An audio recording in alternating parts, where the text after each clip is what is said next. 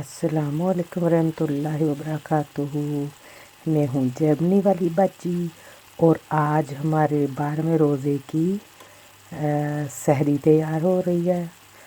आज हैं ये बैंगन, भरे हुए बैंगन, साथ में पराठा होगा। अभी वो ठहर के मैं बनाऊँगी, बच्चे ठहर के उठेंगे फिर ठहर के बनाऊँगी। अभी तो मैं ये बना रही थी भरे हुए बैंगन। मैंने कहा चलो सारी बहनों को दिखा दूँ। ये बहुत मज़े के, बहुत टेस्टी बनते हैं, बहुत ही मज़े के। तो साथ में दही होता है, लस्सी होती है, बहुत ही मज़े के ये बने हुए हैं। और मैं जी सूफ़ी गाइडेंस चैनल